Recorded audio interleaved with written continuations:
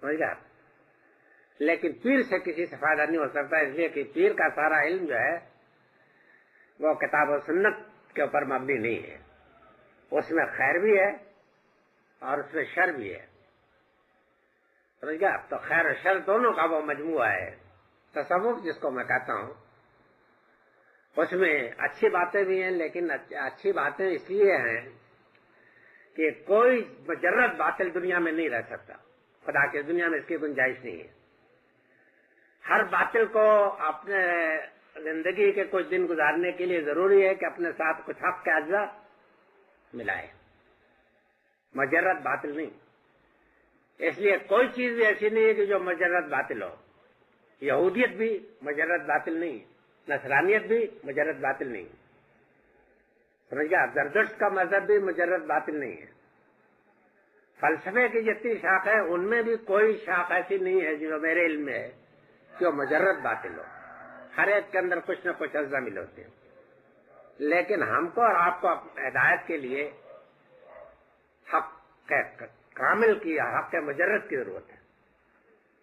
اسی لیے قرآن مجید کو اللہ تعالیٰ نے محفوظ کر دیا اور اس میں ایک حرف کا بھی ادھر ادھر کوئی تغیر نہیں ہوا ہے تاکہ آپ کو حق خالص مل سکے۔ تو یہ تو حق خالص ہے، باقی رہ گیا کہ اور جتنی چیزیں بھی ہیں سب اس میں کھوٹ بھی ملا ہوا ہے۔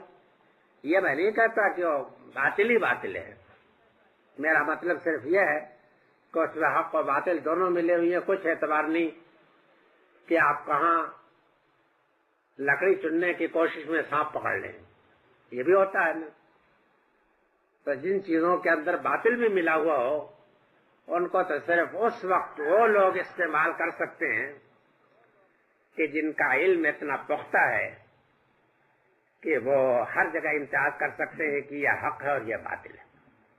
لیکن ایک عامی جو ہے وہ اس کام کو نہیں کر سکتا، وہ اگر جائے گا تو ٹھوکر کھائے گا۔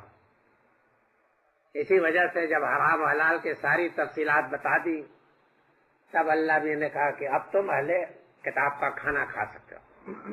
مطلب یہ ہے کہ اب تم میں اتنی تمیز ہو گئی ہے کہ تم حرام حلال کو سمجھ سکتے ہو، اس لیے ان کے ساتھ اگر بیٹھو گے اور کھاؤ گے تو ان کے حرام میں شریک نہیں ہوگے، سمجھ گیا؟